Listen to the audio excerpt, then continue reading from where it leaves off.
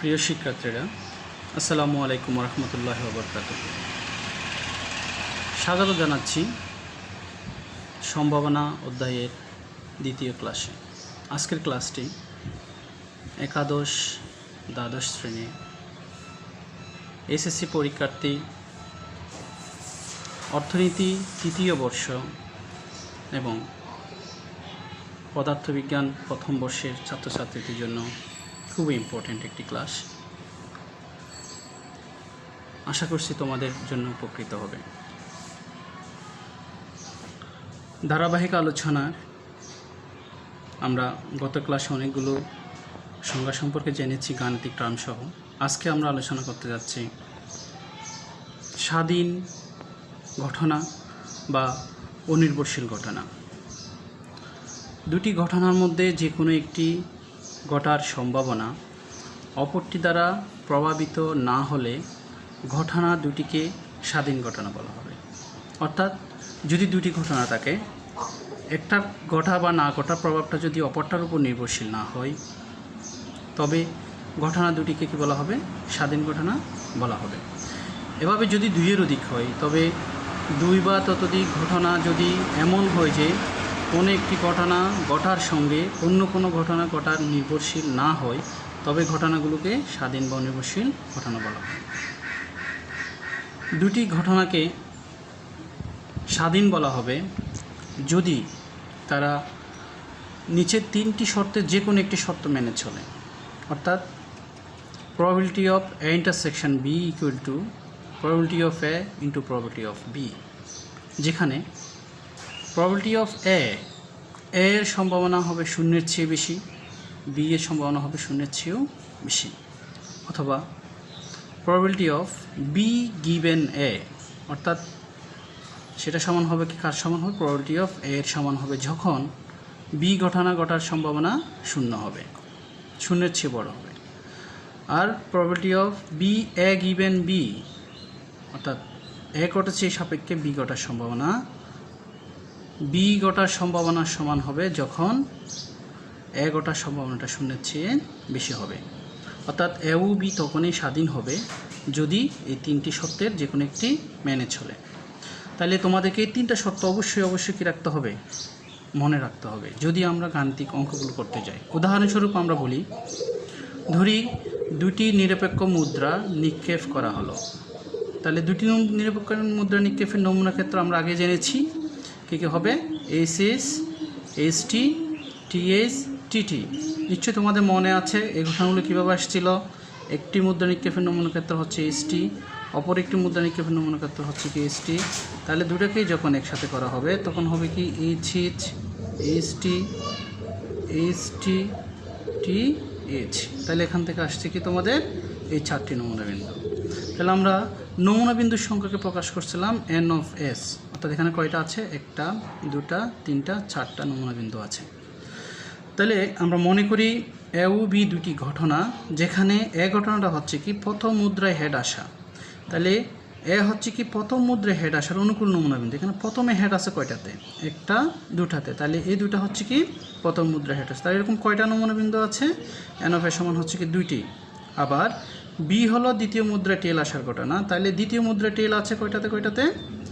এখানে এটাতে আছে দুইটা দ্বিতীয় মুদ্রায় টেল, আর এটাতে আছে কি দ্বিতীয় মুদ্রায় টেল। তাহলে দ্বিতীয় মুদ্রায় টেল আছে, অনুকূল নমুনা বিন্দু হচ্ছে কি এইচটি, টিটি।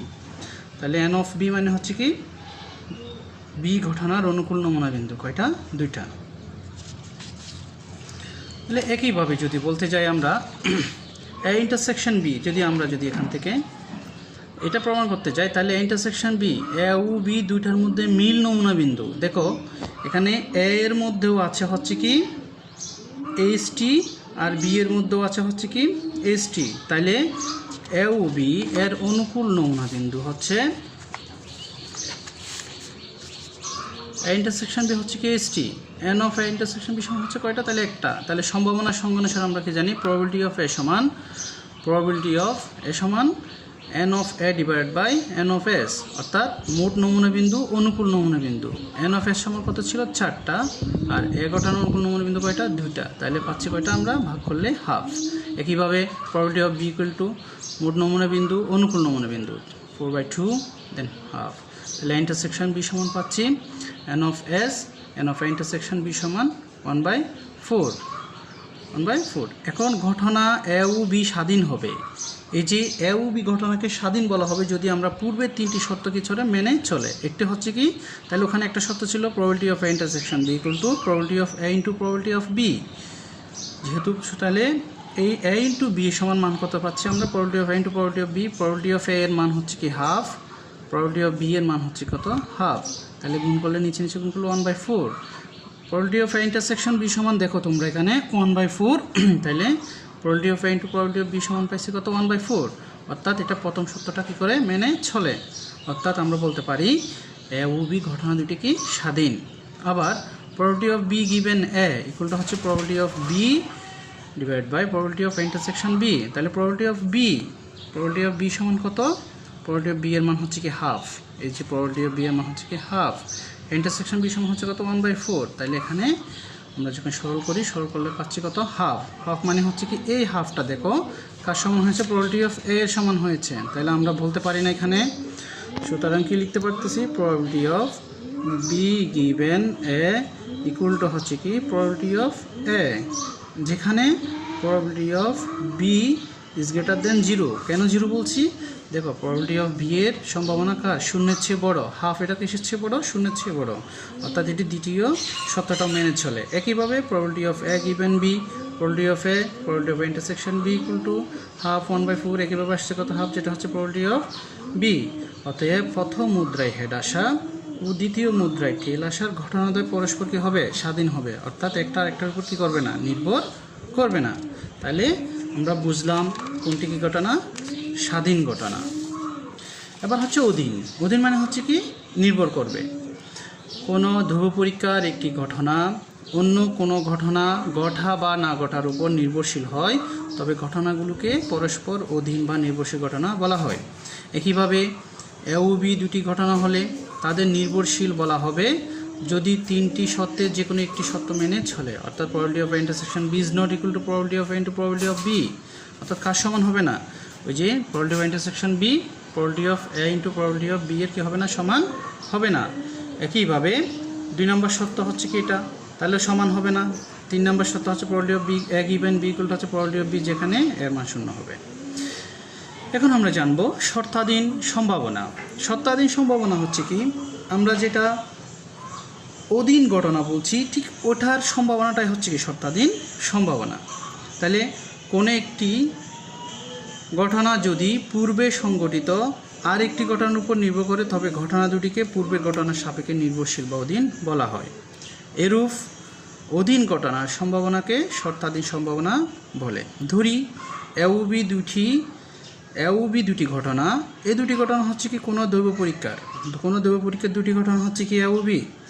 এ ঘটনা ঘটেছে এই শর্তে বি ঘটনা ঘটার সম্ভাবনাকে, তাহলে এ ঘটনাটা ঘটে গেছে আগে, এর উপরে নির্ভর করবে কোন ঘটনাটা, বি ঘটনা। এর সাপেক্ষে বি এর শর্তাধীন সম্ভাবনা বলা হয়, এবং এটাকে এ ঘটনা ঘটেছে এই সাপেক্ষে বি ঘটনা ঘটার সম্ভাবনাকে probability of A given B দ্বারা প্রকাশ করে। তাহলে এখানে স্বাধীন কোনটা, এটা হচ্ছে কি স্বাধীন, এটা স্বাধীনভাবে ঘটে গেছে। এই এটা ঘটেছে এই সাপেক্ষে বিটা ঘটবে, এটা সম্ভাবনা হচ্ছে কি, সূত্র হচ্ছে কি probability of A given B. তাহলে যেটা স্বাধীন ঘটনা সেটা নিচে বসবে প্রবাবিলিটি অফ এ, আর উপরে বসবে কি probability of A intersection B, দুইটাই একসাথে ঘটার সম্ভাবনা। যেটা এই এর সম্ভাবনাটা অবশ্যই কার চেয়ে ছোটো হবে, শূন্যের চেয়ে বড় হবে। তাহলে এখানে লিখতে পারি সম্ভাবনা সংজ্ঞা অনুসারে probability of A equal two লিখতে পারি কি আমরা, এখান থেকে কি লিখতে পারি, দেখো এখান থেকে লিখতে পারি এর সমান লিখতে পারি probability of N of A divide by N of S. তারপরে লিখতে পারি N of A intersection B divide by N of S. তাইলে এখান থেকে আমরা কি লিখতে পারি, যদি থাকে N of A intersection B, নিচে এন অফ এস গুণন উপরে হচ্ছে কি এন অফ এস, নিচে এন অফ এ। তাহলে এই এন অফ এস চলে গেলে থাকতেছে কোনটা, N of intersection B divide by N of এ। তাইলে তোমাদের বুঝতে হবে যখন কোনো অঙ্কের মধ্যে সরাসরি সম্ভাবনা এ ও বি একত্রে ঘটার সম্ভাবনা এবং এ ঘটার সম্ভাবনা দেওয়া থাকবে, তখন আমরা এই সূত্রটা বসাবো। আর যখন অনুকূল নমুনা বিন্দু দেওয়া থাকবে তখন আমরা এই সূত্রটা বসাবো, অর্থাৎ এ ঘটেছে এই সাপেক্ষে বি ঘটার সম্ভাবনা। অনুরূপভাবে প্রবাবিলিটি অফ বি গিভেন এ, তাহলে বি ঘটনা ঘটেছে এই সাপেক্ষে এ ঘটার সম্ভাবনা, প্রবাবিলিটি অফ বি পরে হবে কি এ এবং বি একত্রে ঘটার সম্ভাবনা এ ইন্টারসেকশন বি, তাহলে সমান থাকতেছে কি N of B N of intersection B. মনে রাখবে এখানে যেটা স্বাধীন সেটার সম্ভাবনা মান অবশ্যই কার চেয়ে বড় হবে, শূন্যের চেয়ে বড় হবে। তাহলে আমরা এখন শিখলাম স্বাধীন ঘটনা, অধীন ঘটনা, শর্তাধীন সম্ভাবনা, এইগুলোর উপরে অঙ্ক অবশ্যই থাকে তোমাদের। এখন যাব আমরা সম্ভাবনার যোগসূত্র। এখন শিখব আমরা সম্ভাবনার যোগসূত্র। যেহেতু তোমাদেরকে আগেই বলেছিলাম একটা হচ্ছে কি বর্জনশীল ঘটনা, একটা হচ্ছে অবর্জনশীল ঘটনা। এই বর্জনশীল এবং অবর্জনশীল দুই ধরনের জন্য দুই ধরনের দুটি সূত্র আছে।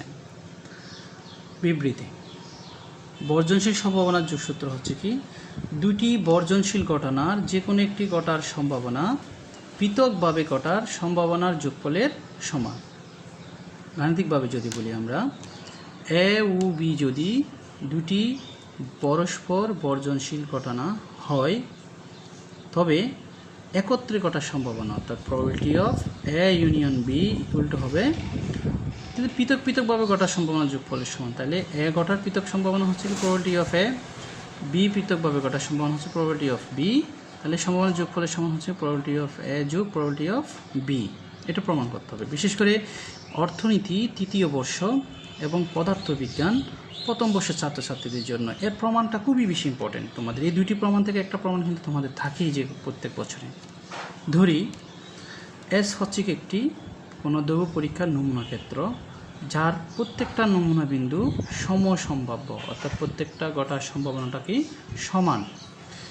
এ ও বি দুটি পরস্পর বর্জনশীল ঘটনা, এদের ভেনচিত্রে দেখানো হলো। এই যে দেখো, আমরা আগেই একটার সাথে একটা কিনে কোনো মিল নমুনা বিন্দু নাই, অর্থাৎ এ ও বি ঘটনা দুটি কি পরস্পর বর্জনশীল।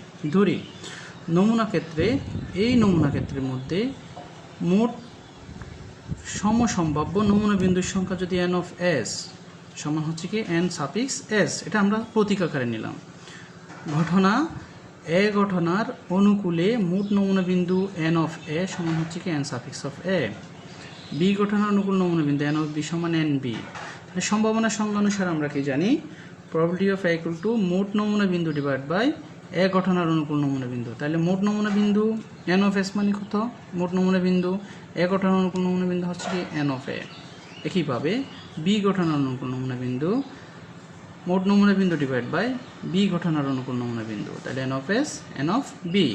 যেহেতু এ ও বি ঘটনা দুটি বর্জনশীল সেহেতু এদের কোনো সাধারণ নমুনা বিন্দু নাই। সাধারণ বলতে এদের কোনো কি নাই, মিল নমুনা বিন্দু নাই, অর্থাৎ এ ঘটনার মধ্যে যেটা নমুনা বিন্দু আছে সেটা এতেই আছে, বিতে থাকবে না। আমরা পূর্ব ক্লাসে জেনেছিলাম দুটি ছক্কা নিক্ষেপ পরীক্ষায় জোড় সংখ্যা এবং বিজোড় সংখ্যা আসা ঘটনা দুটি কি পরস্পর বর্জনশীল। তাইলে জোড় সংখ্যা থাকলে সেটা যদি আমরা এক ঘটনা দুটি শুধু এক ঘটনাতেই থাকবে, আর বিজোড় হলে সেটা শুধু কোথায় থাকবে, বিজোড়েই থাকবে। তাহলে যেহেতু কোনো কিনে নমুনা বিন্দু নাই, তাহলে এ বির কোনো নমুনা বিন্দু নাই, তার মানে ফাঁকা আছে, তার অর্থ হচ্ছে কত, শূন্য। সুতরাং এ ও বি এর সংযোগে মানে একত্রে, তাহলে এ ইউনিয়ন বি এর অনুকূলে মোট নমুনা বিন্দুর সংখ্যা হবে N of A union B সমান কি হবে, ইউনিয়ন মানে আমরা জানি কমন আনকমন সবগুলো, তাহলে কমন আনকমন সবগুলো মিল ও মিল সবগুলো, তাহলে এন অফ এ যোগ এন অফ বি। তাহলে এন অফ এ সমান লিখছিলাম আমরা N of A, N of B সমান লিখছি এটা। তাহলে সম্ভাবনার সংজ্ঞা অনুসারে probability of A union B সমান মোট নমুনা বিন্দু এই ঘটনার অনুকূল নমুনা বিন্দু। তাহলে এই ঘটনার অনুকূল নমুনা বিন্দু পাইছি কোনটা আমরা, এন অফ এ আর এন অফ বি। তাহলে N of A N of B. একইভাবে এই যোগ চিহ্নটাকে আমরা আলাদা আলাদাভাবে লিখব, N of A divide by N of S plus এই যে N of B divide by N of S equal to এই N of A N of S সমান দেখো তোমরা প্রবাবিলিটি অফ এ, তাহলে probability of A plus N of B N of S, এটা সমান দেখো তোমরা N of B N of B. তাহলে আমরা কি লিখতে পারি, এখান থেকে আমরা সাজিয়ে লিখতে পারি probability of A union B সমান প্রবাবিলিটি অফ এ যোগ প্রবাবিলিটি অফ বি। অর্থাৎ বর্জনশীল ঘটনার ক্ষেত্রে দুটি ঘটনা একত্রে ঘটার সম্ভাবনা পৃথক পৃথকভাবে ঘটার সম্ভাবনার যোগফলের সমান। এই প্রমাণটা খুবই বেশি ইম্পর্টেন্ট তোমাদের জন্য। এই প্রমাণ দিয়ে আমরা অঙ্ক করব, যখন বলবে যে মানে ঘটনা দুটি স্বাধীন কিনা বা বর্জনশীল কিনা প্রমাণ করো। বর্জনশীল কিনা প্রমাণ করতে গেলে আমাদের এই সূত্রটা মনে রাখতে হবে, এটা দিয়ে আমরা প্রমাণগুলো করব। এখন আমরা তাহলে অবর্জনশীলের জন্য দেখি কী ঘটে অবর্জনশীল ঘটনার ক্ষেত্রে। দুটি অবর্জনশীল ঘটনার যে কোনো একটি ঘটার সম্ভাবনা তাদের পৃথক পৃথকভাবে ঘটার সম্ভাবনার যোগফল হতে একত্রে ঘটার সম্ভাবনার বিয়োগফলের সমান। অর্থাৎ যদি এ ও বি একটি যদি দৈব পরীক্ষার পরস্পর বর্জনশীল যদি দুটি ঘটনা হয়, তবে তাদের পৃথক পৃথকভাবে ঘটার সম্ভাবনা প্রবাবিলিটি অফ এ এবং প্রবাবিলিটি অফ বি যোগফল হতে একত্রে ঘটার অর্থাৎ এ ইন্টারসেকশন বি এর বিয়োগফলের সমান হবে। এখানে আগে তোমাদেরকে বলে রাখি, দেখো এটা একটা বর্জনশীল ঘটনা। অবর্জনশীল ঘটনা মানে কি থাকবে, এই যে কমন এরিয়াটা আছে, তাহলে এটাকে যদি আমরা এ ঘটনা অর্থাৎ এই পুরোটাকে যদি আমরা এ আর এই পুরোটাকে যদি আমরা বি ধরি, দেখো এ বির মিল হচ্ছে এটা, তাহলে এ ইন্টারসেকশন বি। তোমরা মনে রাখবে এ ইন্টারসেকশন বি যে কথা, এ বি লেখা একই কথা অথবা বি এ লেখাটা একই কথা। তাহলে দেখো এখানে এ ঘটেছে কিন্তু কি নাই, বি আছে কি এই অংশটার মধ্যে, তাহলে এ আছে বি বার, বি বার মানে কি বি বার। আর এখানে দেখো বি আছে এই অংশটার মধ্যে, দেখো ঠিক এই পরের অংশটার মধ্যে দেখো বি আছে কিন্তু এ নাই, এ ঘটেনি, তাহলে এ বার বি। ঠিক এখানে কি হবে, N of A B N of B minus N of A B. এইভাবে দেখো আমরা দেখি কি এ ও বি দুটি অবর্জনশীল ঘটনা যাদের ভ্যানচিত্রে দেখানো হলো, যেহেতু অবর্জনশীল সেহেতু মিল আছে। তাহলে ধরা যাক নমুনা ক্ষেত্রে মোট সমসম্ভাব্য নমুনা বিন্দুর সংখ্যা এন অফ এস ঠিক আগের প্রমাণের মতো। তাহলে এ ঘটনা এ ইন্টারসেকশন বি, বি ঘটনা এ ঘটনার অনুকূল নমুনা বিন্দু হচ্ছে কি এন অফ এ সমান এন অফ এ, বি ঘটনার অনুকূল নমুনা বিন্দু হচ্ছে এন অফ বি সমান এন অফ বি। এই যে এ বি মানে কমনটা মিলটা, এ বি এর অনুকূল নমুনা বিন্দু হচ্ছে কি এন অফ বি সমান এন অফ এ বি। দেখো এখানে একটা জিনিস তোমরা খেয়াল রাখতে হবে, একটা বিষয়, এ বি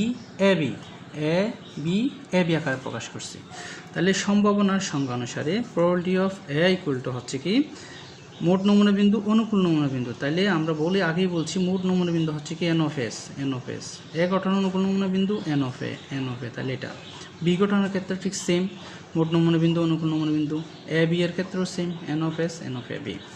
এখন দেখো ভ্যানচিত্র হতে আমরা কি দেখতেছি, এ ইউনিয়ন বি মানে হচ্ছে কমন আনকমন সবগুলো। এখানে কয়টি ঘটনা আছে, একটা হচ্ছে কি এ বি বার এ বি এ বার বি, এই নমুনা এটা আছে। তাহলে এখান থেকে দেখা যাচ্ছে এই ইউনিয়ন মানে কমন আনকমন সবগুলো হবে। তাইলে A B bar union A B union A bar B.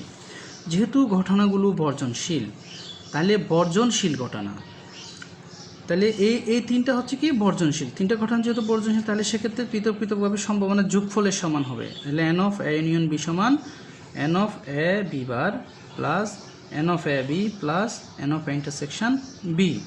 এখানে দেখো N of A intersection B এর অনুকূল নমুনা বিন্দু, এন থাকলে আমরা কি বলছি অনুকূল নমুনা বিন্দু। তাহলে দেখো N of A minus A B, অর্থাৎ এই অংশটার মধ্যে মোট নমুনা বিন্দু আমরা কয়টা পাবো, এইটা যদি পুরোটা যদি এ হয়, তাহলে এ ঘটনার মধ্যে যেগুলো আছে সেখান থেকে যদি আমরা কমনটা এ বিটা যদি বাদ দিয়ে দিই, তাহলে সেটা হচ্ছে কি এ কী পাবো আমরা এ বি বার। তাহলে এ বি বার সমান হচ্ছে কি এ ঘটনা থেকে এই যে কমনটা বাদ দিলাম N of A minus A B. A B মানে হচ্ছে কোনটা, দুইটার মধ্যে কমন যেটা আছে, তাহলে এন অফ এ বি।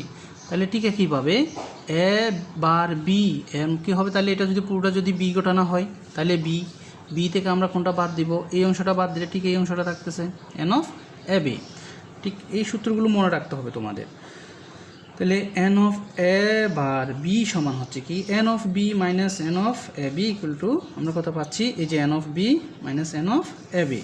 তাহলে একইভাবে এ ইউনিয়ন বি মানে পুরোটার জন্য কি হবে, ঠিক এই জায়গার মধ্যে বসে দাও, এই সূত্রটার মধ্যে মানগুলো বসে দাও। N of A B bar মানে হচ্ছে কি N of A minus N of A B plus N of A B মানে হচ্ছে কত A B plus A bar B মানে কত এন অফ বি মাইনাস এটা। তাহলে এটা বসা দিলে দেখো এখানে এই যে একটা plus N of A B minus একটা এ বি চলে গেল, তাই থাকলো কি N of A plus N of B minus N of A B. তাহলে যদি হয় সেটা এতটুকু পরে দেখো, তাহলে এখন আমরা নমুনা বিন্দুগুলো পেয়ে গেছি। নমুনা বিন্দুগুলো পাওয়ার পরে